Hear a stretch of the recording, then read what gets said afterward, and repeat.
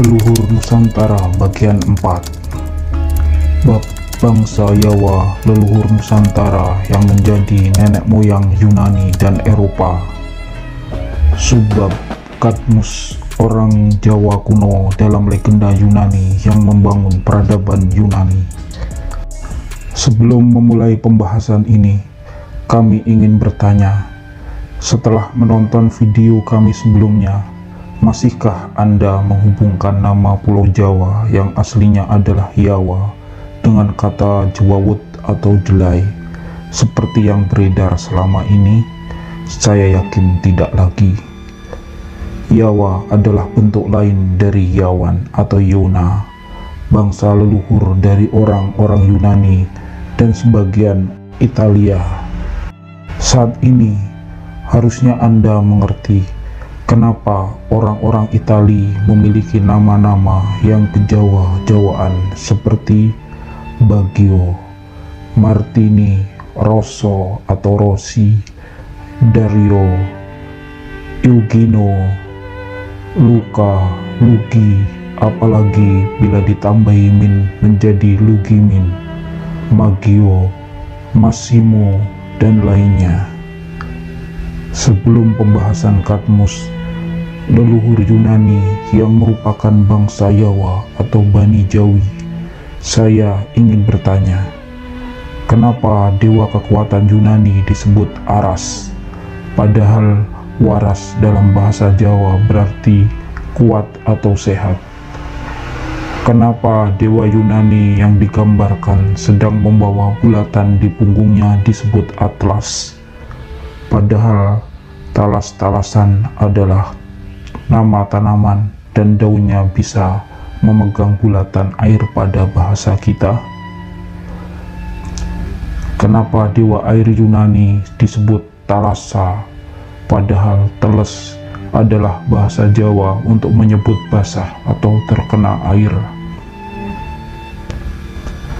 Kenapa dewa api Yunani disebut Apollo, padahal api adalah sebutan untuk bara api dalam bahasa kita? Kenapa dewa bumi Yunani disebut Gaia, padahal nenek moyang kita selalu menyebut arah daratan atau bumi saat melaut sebagai arah daya, seperti barat daya, utara daya, dan lainnya?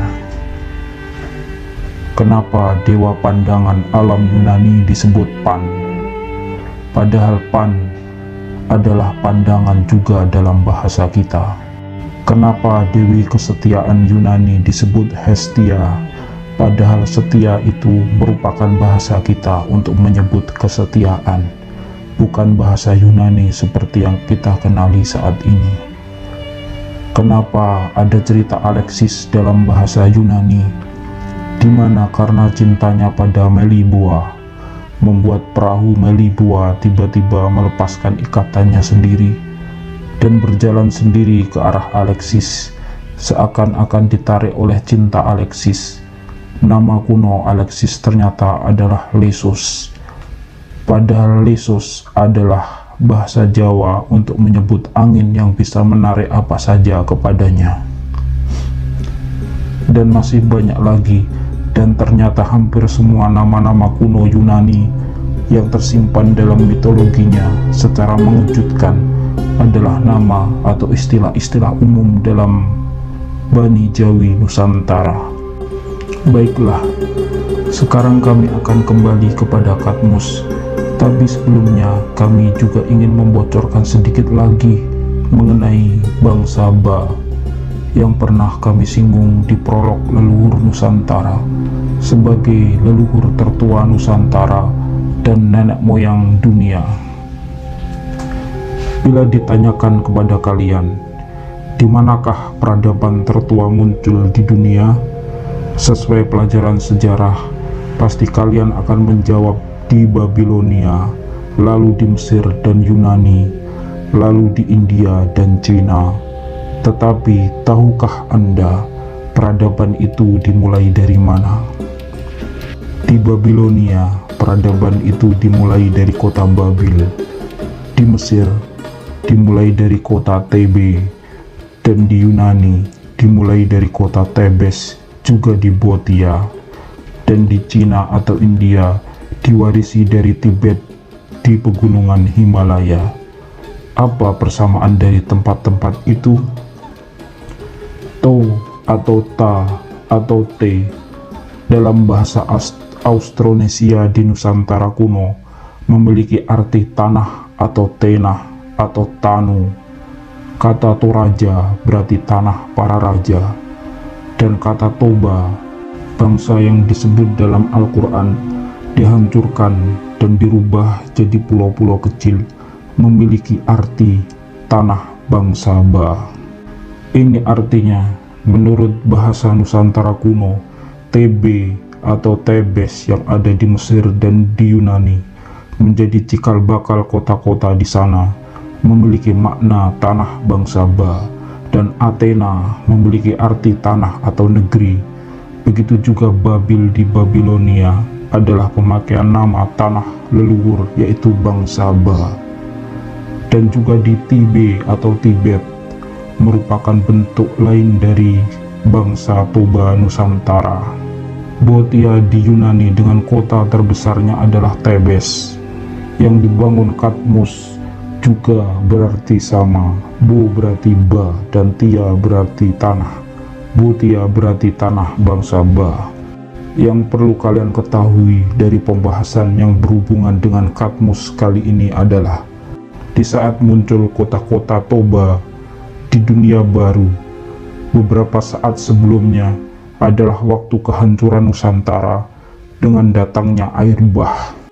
Lagi-lagi menggunakan istilah bah, seakan nenek moyang kita menyebut air tsunami yang mengerikan seperti itu adalah air yang ada di negeri Ba.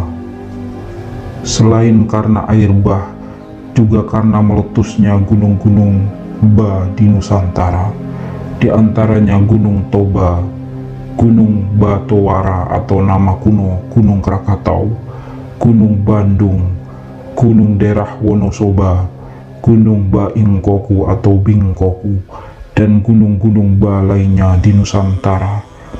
Lagi-lagi saya ingin mengatakan pembahasan mengenai bangsa Ba akan kami bahas pada video-video lainnya secara bertahap nantinya.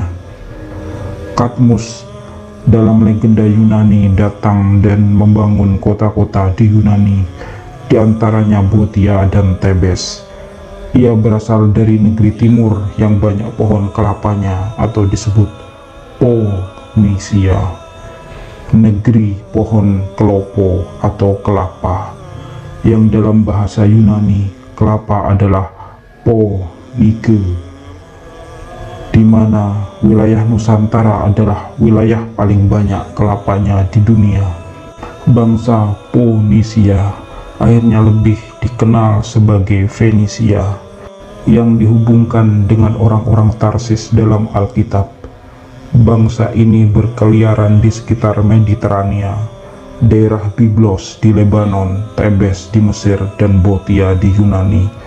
Tetapi anehnya, satu-satunya kapal di dunia yang dikenal dengan nama Fenisia justru adalah kapal di Nusantara, yaitu kapal Pinisi. Dalam legenda Yunani, Kadmus ditugaskan mencari saudaranya yang bernama Europa hingga ia terdampar di sebuah benua yang kemudian dinamakan dengan nama saudarinya itu, yaitu benua Europa. Mereka berasal dari kerajaan Tirus, kemungkinan maksudnya kerajaan Tarsis, dikarenakan kerajaan Tiras sendiri dalam Alkitab sudah berada di Eropa. Lantas siapakah Eropa? Dalam video lainnya kami akan membahas lebih mendetail mengenai Eropa yang sebenarnya. Eropa yang dimaksud di sini adalah bentuk Yunani dari Arab atau bangsa Arab di daerah Yordania dan Lebanon serta semenanjung Arab.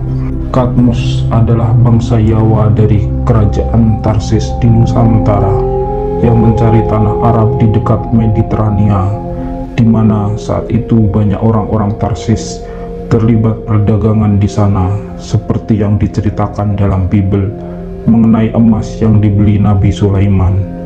Seperti orang-orang Tarsis lainnya, akhirnya ia berdagang sampai ke Mediterania dan kepulauan Yunani, lalu mendirikan kota-kota dan peradaban di sana.